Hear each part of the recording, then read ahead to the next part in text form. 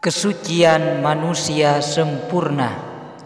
Penyucian jiwa dilakukan untuk mencapai sifat-sifat ilahi dan menggapai alam zat. Untuk menggapainya dibutuhkan pendidikan yang akan membimbing manusia dalam proses pembersihan cermin hati dari citra hewani dan manusiawi dengan menyebutkan nama-nama ilahi. Karenanya zikir merupakan kunci pembuka mata hati. Hanya jika mata itu terbuka, seseorang dapat melihat sifat-sifat Allah Subhanahu wa ta'ala. Selanjutnya, ia dapat melihat pantulan rahmat, karunia, keindahan, dan kebaikan ilahi pada mata hati yang telah disucikan. Rasulullah Shallallahu Alaihi Wasallam bersabda, mukmin adalah cermin bagi mukmin yang lain.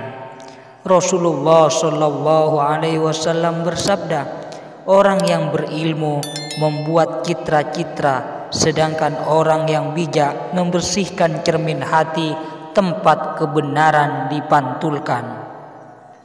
Ketika mata hati telah disucikan dengan terus-menerus berzikir menyebut nama Allah, ia akan meraih ilmu mengenai sifat-sifat ilahi. Penyaksian ini hanya mungkin terjadi di dalam cermin hati. Penyucian yang bertujuan untuk mencapai zat ilahi dilakukan dengan terus-menerus mengingat dan menyebutkan kalimat syahadat persaksian.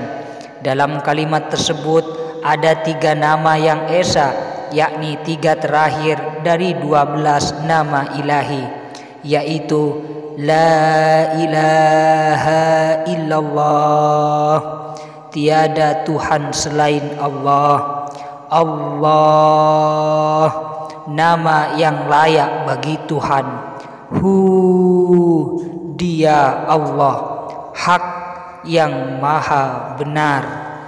Hai yang maha hidup, Qayyum yang maha mandiri, Fattah yang maha membuka, Qahhar yang maha menaklukkan, Wahid yang maha esa, Samad yang maha memenuhi segala kebutuhan. Semua nama ini harus dilafalkan bukan hanya oleh lisan, melainkan juga oleh hati. Hanya setelah itulah mata hati akan melihat cahaya hakikat. Ketika cahaya suci zat ilahi telah tampak, semua sifat jasmani menghilang dan segala sesuatu sirna. Inilah makam fana, sirnanya segala sesuatu.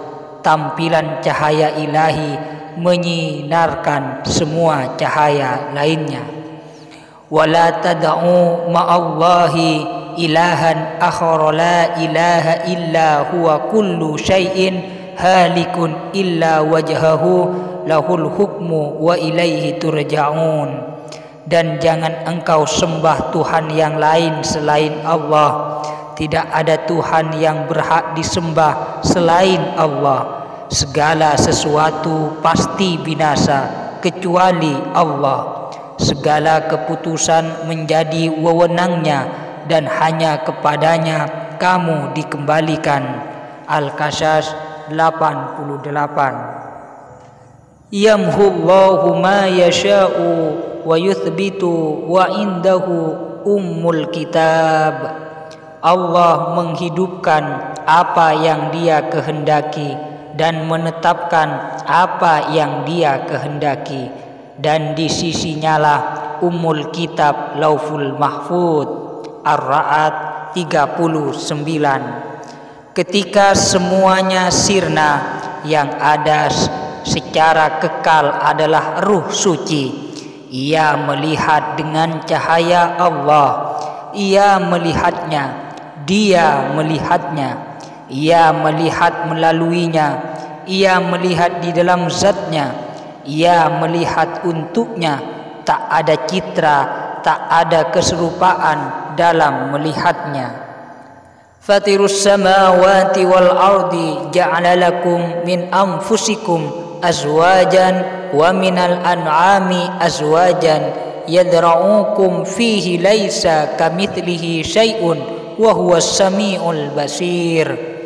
Allah pencipta langit dan bumi. Allah menjadikan bagi kamu pasangan dari jenis kamu sendiri dan dari jenis hewan ternak pasangan-pasangan juga. Dijadikannya kamu berkembang biak dengan jalan itu. Tidak ada sesuatu pun yang serupa dengan Allah, dan Dia yang maha mendengar, maha melihat. Asy-Syura 11. Setelah fana, yang ada hanyalah cahaya yang murni, mutlak. Tak ada apapun yang dapat diketahui.